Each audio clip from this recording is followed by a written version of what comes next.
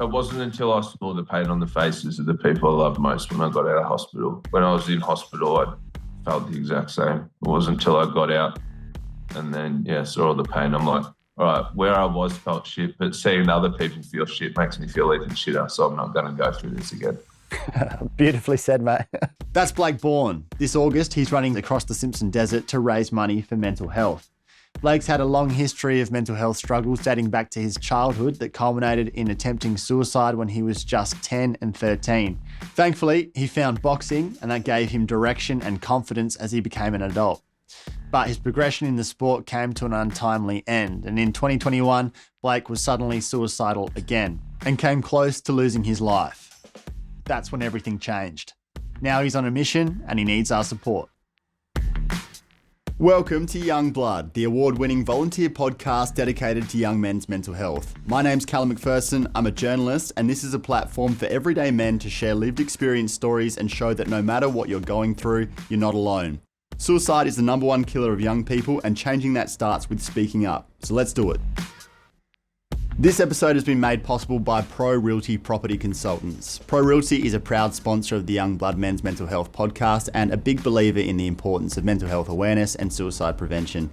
These legends swooped in with funding support at a time when we really needed it, and it's thanks to them we've been able to keep the show going. If you're looking for a commercial real estate agency you can trust to deliver quality, Pro Realty has a team of experienced professionals with the knowledge and expertise to provide you with a wide range of specialist services. Get in touch with their friendly team today to discuss how they can best assist you and mention Youngblood in your inquiry for a discount. Trigger warning, if you find anything spoken about in today's episode distressing, please contact Lifeline on 13 11 14. So Blake, your parents divorced when you were very young and your mum got custody. How did it impact you not having your dad around? It was a little bit of a challenge. I was close with both parents growing up, probably more so dad. So yeah, when he left, that was quite hard on me. I think for a lot of young men in particular, growing up without a dad, sort of they're your role model in a sense. So growing up without them, you sort of got to find your own way a little bit. So what was your understanding of the divorce at the time? Because you're only about 7 years old, weren't you? That's not very old. Yeah, no, couldn't really comprehend it at all. To be frank, it was sort of all over my head. All of a sudden they were together and then they weren't. So yeah, just trying to comprehend that as a 7-year-old, I think was a bit challenging. Sort of grasped it a little bit more now. They're both completely different people, so makes sense that it didn't work out. But yeah, at the time was sort of blame myself a little bit. I don't know. And what was your relationship like with your mum?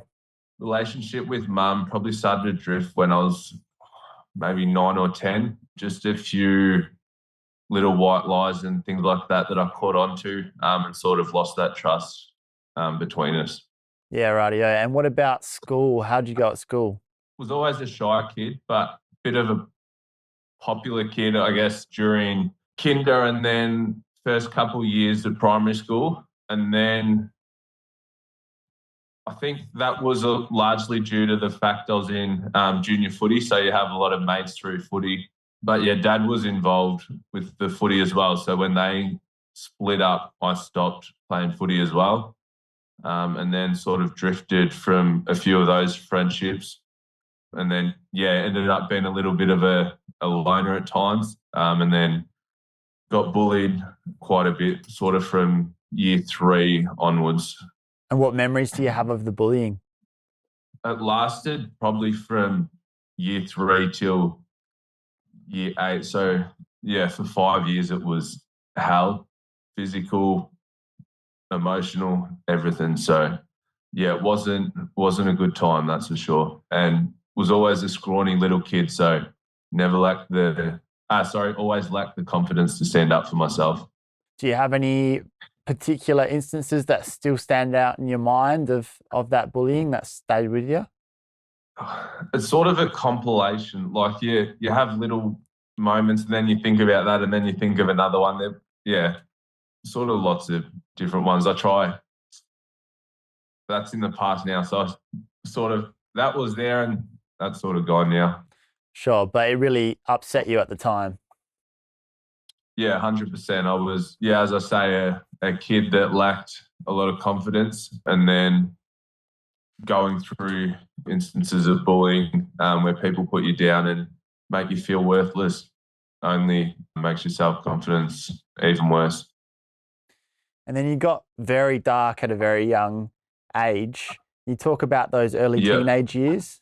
So parents split when I was 7, and obviously being close with my dad and no longer having him in my life played a big toll on me mentally.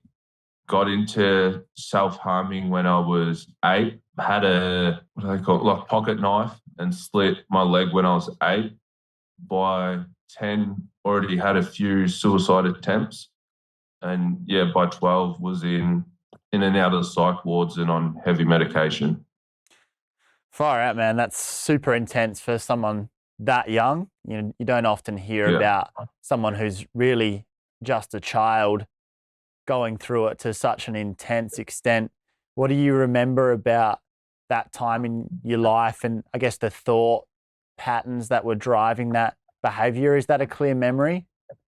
I remember how low it felt, but it's sort of hard to describe it in a sense. Like, I couldn't even really understand or have the words for it back then. So it was sort of just deep, deep pain and sadness.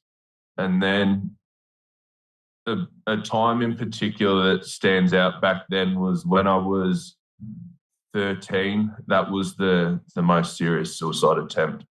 And how did your parents respond? So obviously dad wasn't in my life, but had mum at the time, and she called emergency services. Police were first on scene. They found me on the ground frothing at the mouth, and then put me in a neck brace, and ambulance arrived and took me to the hospital, and then was in a psych ward for a couple of months, and spent my 14th birthday in hospital. Wow. What was your experience of counselling and being medicated? It might be a controversial one here, but it honestly just made things worse. Like, I think the reasons why I was so low is because I didn't have the self-confidence. I didn't have any discipline in my life. I didn't have a dad or a male role model that I could look up to. I was just this little kid in a dark place with no hope, and getting put on medication, going to counselling, all it ever did was make me feel like there was something wrong with me and that I needed to be treated, when really all I needed was a dad. All I needed was the self-confidence. All I needed was the discipline. And I've been working on those things the last couple of years, working on the discipline, getting outside my comfort zone, putting myself in difficult situations, and find myself growing a lot mentally, thankfully.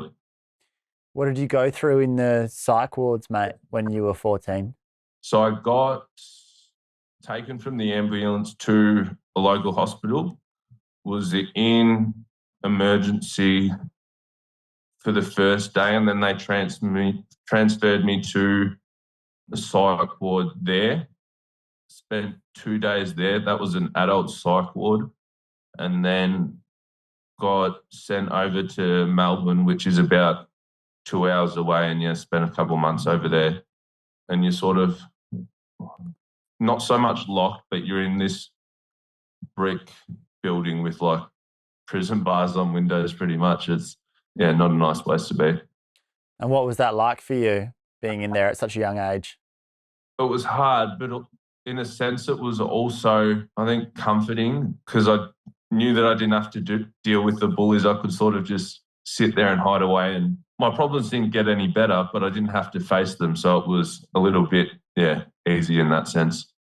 How big of a factor was the bullying in your suicidality? I think it was probably maybe 50-50. The bullying was bad, but then I didn't have anyone that I felt I could turn to during that time as well. I think had I had someone there that was able to look over my shoulder a little bit, or I could turn to and get some guidance off when things got hard, I think it would have been a lot easier. But yeah, I didn't have that. So it sort of escalated the bullying and was sort of a lot to take on at a young age. So from there, you've obviously recovered enough to rejoin society, and then wasn't too long after that that you were introduced to boxing. Yeah, so got out of hospital at 14. We went back to school. Bullying started again, and I heard about this gym nearby. It was a gold coin donation. And my plan was I'd go to the gym, lift some weights and get as big as I possibly could, like muscly, and hoped if I was big and strong that the bullying would stop. Turns out the gym was a boxing gym. So got into boxing and did that from 14 till last year. So 24 now, almost 10 years.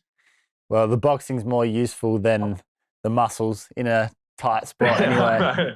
I was more, I think, self-confidence thing and just, trying to scare him away a little bit. So how did that change your life? What did you get out of boxing? Heaps. I would not be where I am today had it not been through boxing. It got me through a lot of dark times, helped me find the self-confidence that I lacked, helped me in a sense with the discipline, and gave my life a lot of purpose as well. So did that from 14 till 2023. Had a few fights, went around Australia sparring with the best in the country. But as I spent more and more time in the sport, sort of drifted from that initial love that I had with it. And what caused that? It's one of them sports, like you give everything to it, blood, sweat and tears, leave no stone unturned. And then as I'd spent more and more time in the sport, began to get more and more exposed to the corruption side of things. You sort of invest all this energy and get nothing back. So that's sort of how I got into running. So it's sort of one of them things you can give it everything and you know that you're going to get it back in the end. So you mean the politics of boxing, things that were beyond your control, that were keeping you out of making progress? Exactly. Like, you can give it everything. As I say, I was traveling around Australia sparring the best there is, training with former world title challengers. You get into a fight and the judges and the people in charge, it's all out of your control. It doesn't matter, how well you do, the outcome's never yours. So what was it like for you to give that up? Because that had become your life. It sounds like you dedicated just about every day to it from the time you were sort of 14 to your early 20s, and that must have left a massive hole in your life.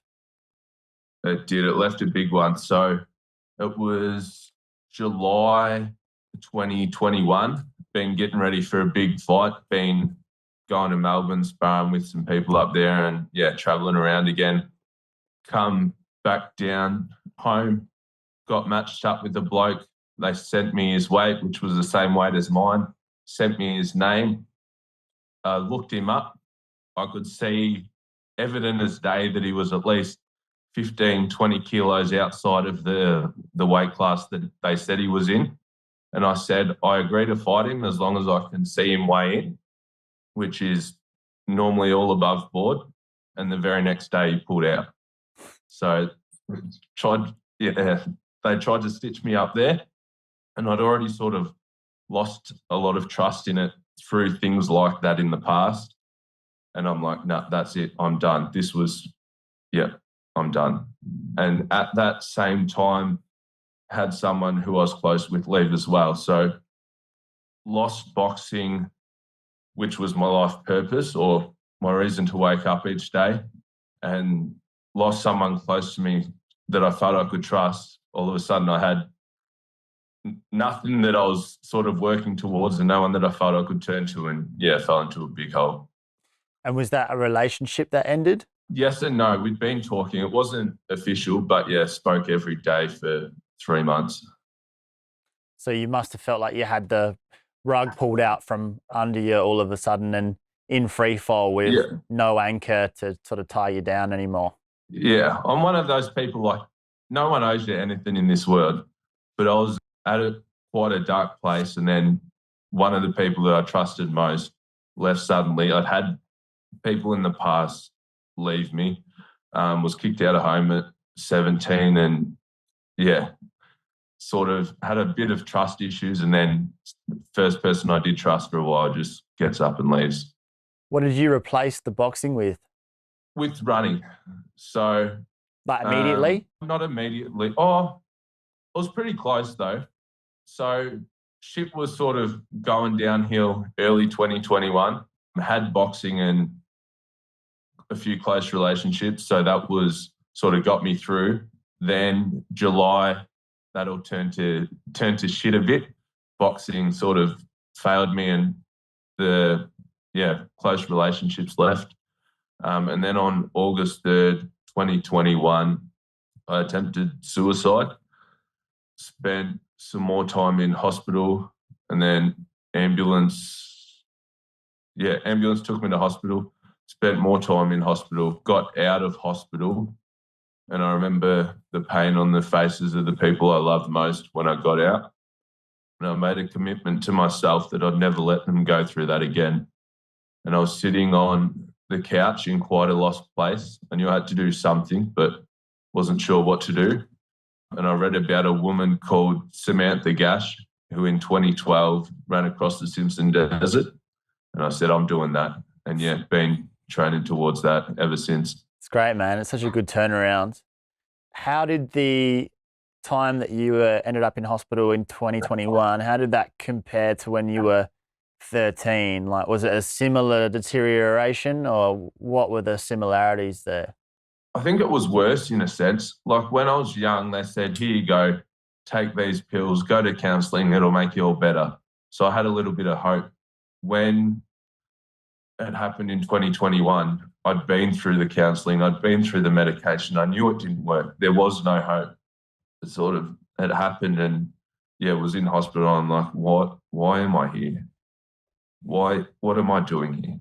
You really felt like you couldn't see a way out of it at the time. Like, it was just all very overwhelming, and felt like nothing was ever going to change. You know, you didn't deserve better. You weren't worthy of love or anything that you needed. Was there now, been there before, and figured I'd be there again 2 years down the track if I made it that far. And did you blame yourself or the world, or both? I don't think I blamed anyone. I didn't blame myself or the world.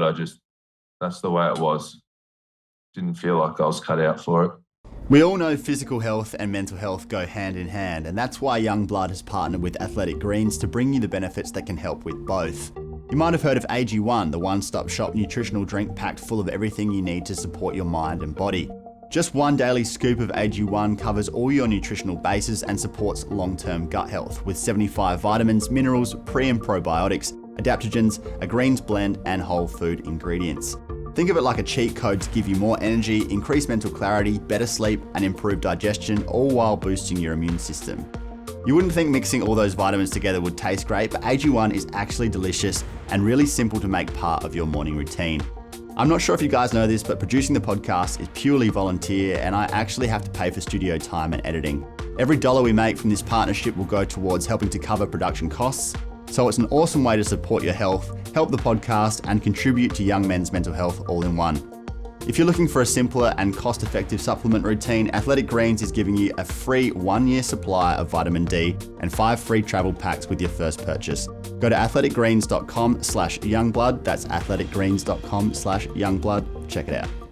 So what about when you woke up in hospital, I presume? Yeah. What do you remember about that? So I went to emergency first, then got transferred to the psych ward, and was in the high risk area. So I was pretty full on there. People on drugs trying to break into your rooms, and not a nice place to be, that's for sure. Shit. And then spent a couple of days in the high risk one, and then they transferred me to the low risk area, which was good. And what about your mindset at that time? Like, when you were conscious again, and it probably took a while, but once you sort of came back to earth, did you have an immediate flip of your the switch in your mind, or did that take something else?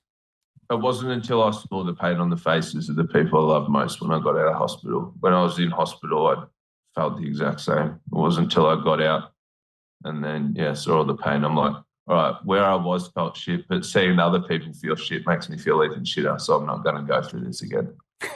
Beautifully said, mate. What were the looks on your loved ones' faces? They felt like they'd failed when they hadn't. I had 3 people cry in my arms. The first month I come out of hospital, and I think that's what stuck with me. So I'm tearing up now just thinking about it. You're right, mate. It's emotional. Yeah, that was a awful feeling. Yeah, so you're someone who really cares about other people, and it wasn't just about you and what you were going through. It was seeing the tangible effects on some friends, other people in your life, and knowing that, you have the power to change that and take that pain away from them. That's sort of what made you think differently. When August 3rd come around and I attempted suicide, that was it. My life was done. I'm now living for everyone that I failed. Make sure they never go through that again. And hopefully no one else has to go through that either. And that was a few years ago now, or close to. Yeah. So has your perspective changed at all in terms of how you look at yourself? Like, is there a bit more self-love there? Are you thinking a bit more long-term in terms of your life and that sort of thing? Yeah, I'm not going to put them in that situation ever again, that's for sure. And sort of been focusing on building resilience and getting myself in uncomfortable situations the last 2 years, which has helped me learn a lot about myself, the person I am, and the person I want to become. Because you said your life ended there and you've been living for other people ever since, which I get that and I respect that. But also your life didn't end. The reality is you're a very young man with your whole life ahead of you. So can you still love yourself as well and say, I am important, my own well-being in my life and what I want, that matters too. And that's going to impact your capacity to be able to look after other people. I think when I said my life ended, I mean that life. Like the person I was 2 years ago, that's done now. I'm a new person now and gone through new experiences. So that person that I was back then, he's gone. Nice. I totally get that. So what's the comeback been like for you since then, when you came out of hospital and you had people you love crying in your arms and you decided, I don't want to ever be here again?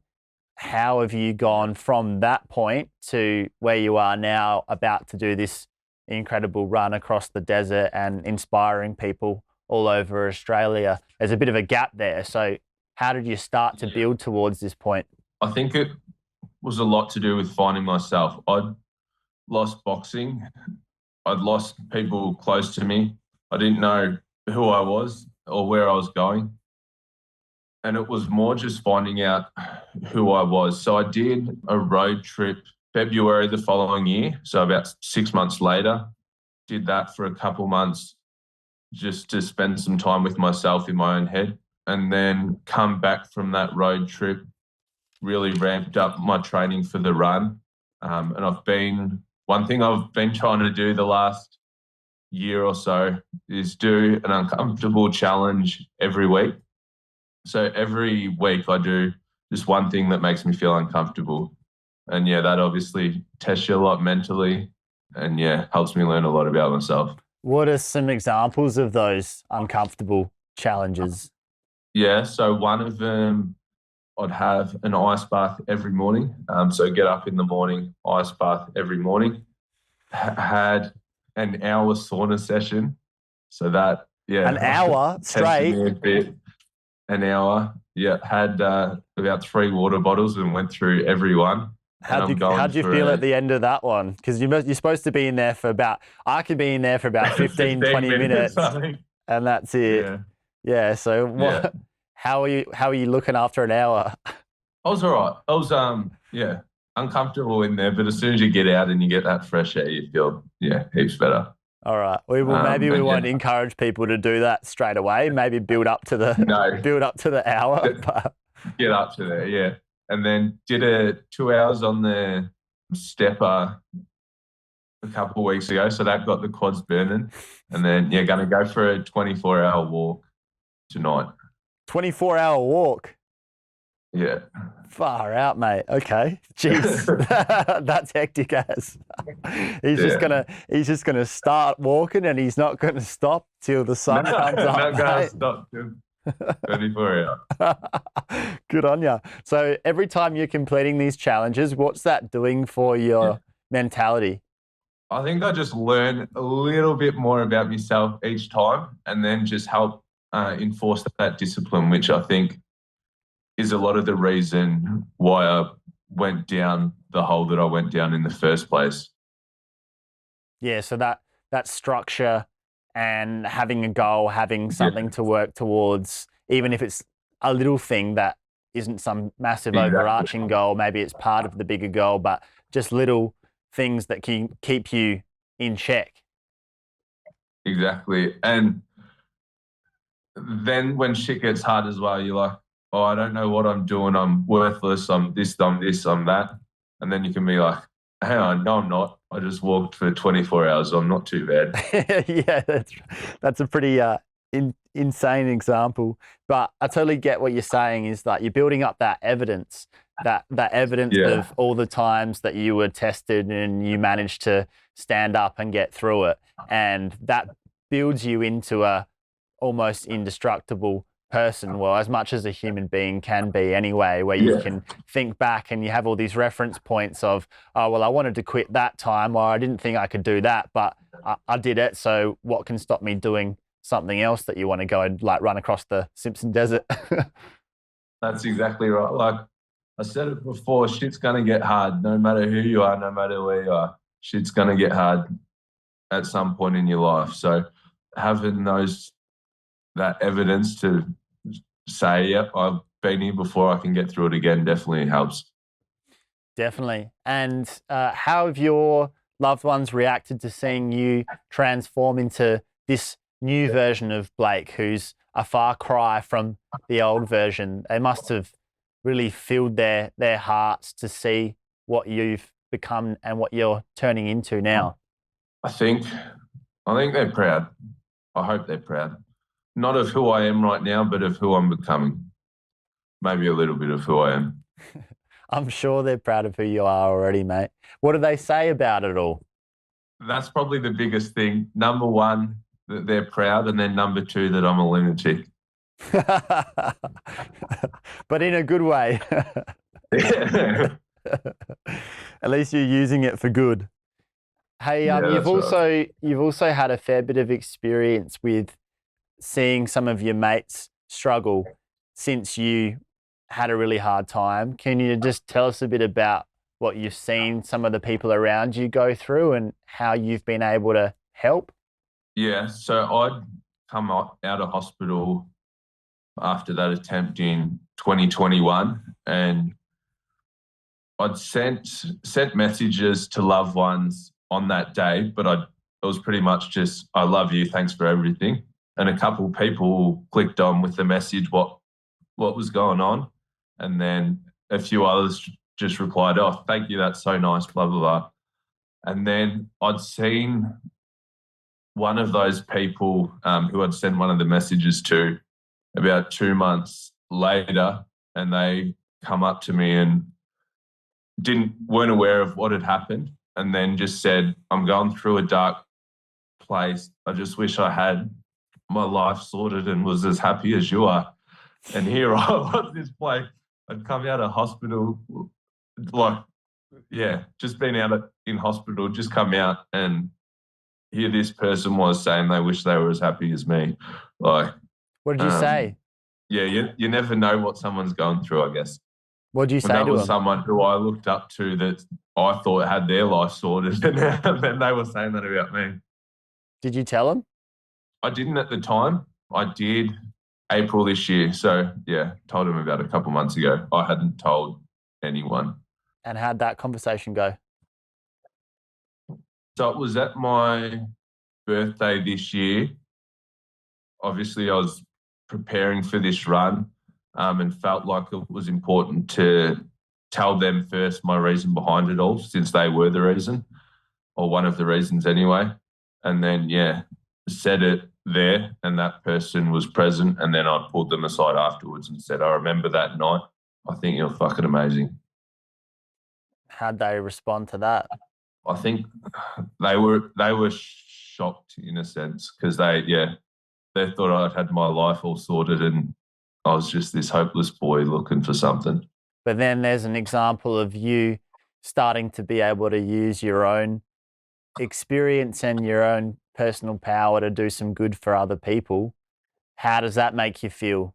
I think it's good. So another thing I've been doing is I try write something I'm grateful for every night before I go to bed. And that's one of the things I wrote last week. I said, I'm grateful that I'm now able to use my past experience to encourage others to make sure they never go through this again. And you've been getting a lot of support online. Do you have people sending you inboxes and sharing their own experiences and saying why it's important that they get to hear your story and support your run? Been getting messages, and strangers that recognise me are coming up to me on the street and say, thanks for doing what you're doing. I've been through my own shit and I think what you're doing is awesome. Yeah, that's awesome, man. That must make you feel good. Yeah, it does. Oh, yeah. No, it does. It does. I guess it's probably a bit hard to take on in a way, and a bit foreign to you. I'm trying to work out how to describe it. It's one of those things, like, it makes me feel good inside because of what it's now able to do, but then it reminds me of what started it, and obviously that's not a good feeling. So it's sort of a little bit mixed feelings, but yeah, no, it is definitely good that we're creating some conversations around it. That's right. Well, what you've been through enables you to now be in this position to have such a positive impact, and it's never going to make all those terrible times you've had any better, but it certainly can make the future better for you and for so many other people. So you're taking a positive out of something that was the worst thing that's ever happened to you, and that's the best thing that you could possibly do. Can you tell us about Blake's Big Red Run? Yeah. So on August 3rd, 2023, so exactly 2 years after that attempt, I'll be running 380 kilometres across the Simpson Desert. So one side to the other. Not in one day, right? No. So aiming to break the world record, which is 3 days and 8 hours, and raise funds for Black Dog Institute along the way. So mental health research and suicide prevention. And the goal's to raise 38 grand, which represents $100 for every kilometre ran. That's wicked, man. And what have people been saying to you about that goal and your chances of breaking the world record, and that you're a lunatic, I guess, a bit of that? Yeah. I think some people struggle to even comprehend it. It's like it's a long way, mate. That's a long way. 80K is a long way. And then I'll be doing it non-stop as well. So that's 80 hours or so without any sleeps. Yeah. Wow. It's mental. Jeez. All right. Are you going to have some support out there? Yeah, I'll have a support vehicle with food and water, and they'll be driving ahead and I'll be running. Yeah, it's hard for me to conceptualize that. I get pretty gassed after about a 4K walk, mate. So there you go. So the 24-hour walk you're doing, 4K. That's nothing. That's just that's just a warm up. Yeah, it will be good little warm up though. My longest runs have been sort of 8-9 hours. So that's sort of the longest time I've spent just moving nonstop. So yeah, my 24-hour walk today will be good. And you find doing it for 8 hours, I can't imagine it's comfortable, but that doesn't destroy you. You feel like you could keep it going for 3 days. Obviously, my pace will slow down a bit more, but no, it's good. But you go through stages as well. Like you go through your own little holes on the run. Like you'll be feeling bliss the first 15, 20K, and then you might have a down bit for an hour or half an hour. And then you feel like you're floating on the air, and then you feel like you're getting sunk by a ship. And yeah, you sort of go through waves a bit, but as long as you just keep going, it sort of gets better. Yeah, you go through all those emotions, and it's a bit of a metaphor for life, really, where there's those ups and downs, and you got to try and find a way to push through it. So there's certainly a beauty in what you're doing, and it makes sense as a mental health fundraiser. Have there already been some times where your faith's been tested? Because you announced you were doing this run months and months ago, and we know what it's like when, for a lot of people, when you say you're going to do something, you're motivated at the start, and then as you go along, you got to have times of, oh, fuck this, or what am I thinking? Like, I'm in way over my head. Have you had any of that? So I've been training for the run since August 2021. And then when I announced it in February this year, from then on, it's been it's out there now. We've got to make it happen. Too late to pull out now. Yeah. So there's no doubting yourself. No, none at all. Good man. I believe you. I can see it in your eyes. I know he's gonna run for days, this bloke. I can see it. So Blake, what kind of culture are you trying to inspire with this run, and I suppose with your advocacy in general?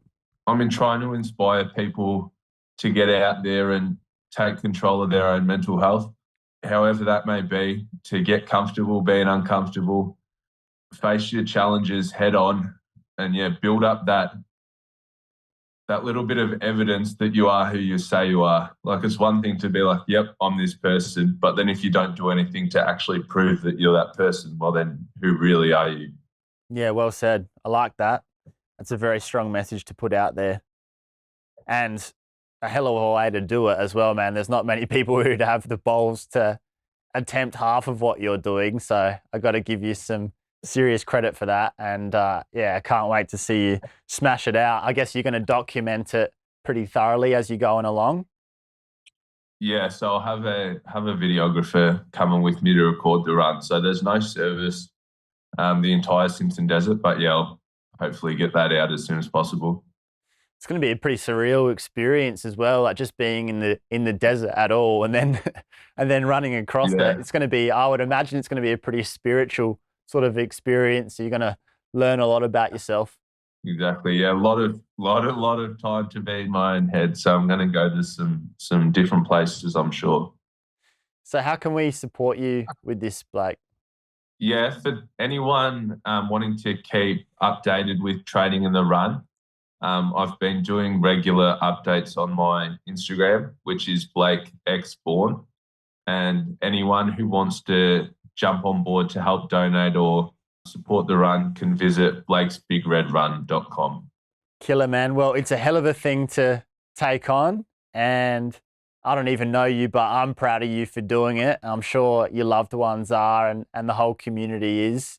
And I've got no doubt that you're going to go the whole way and make that happen. And I hope we can help you reach your fundraising goal as well and give back to mental health, because it is so important, obviously, to raise money, but also to go out and be that example to people of, you can think that your life's at rock bottom and you're not worth much, and no one needs to have you around, and then you can become someone like you are, who's proving the opposite. I think it is really inspiring, and you don't know just how many people that's touching and the minds that you're changing, mate. So good on you, and I hope you get out there and smash that record. Thanks a lot, mate. We'll find a way. That's it for this episode. If you like what we're all about, support us by following Youngblood Men's Mental Health on Instagram and Youngblood Mental Health on TikTok. Every podcast episode is recorded in professional quality video, and they're all up on our Youngblood Men's Mental Health YouTube channel. So please show some love and subscribe. Thanks to our local business supporters, Herd Financial. You can find everything there is to know about the podcast at youngbloodmensmentalhealth.com. And most importantly, please share these stories with anyone in your life who needs to know they're not alone. We're all in this together. Catch you next time.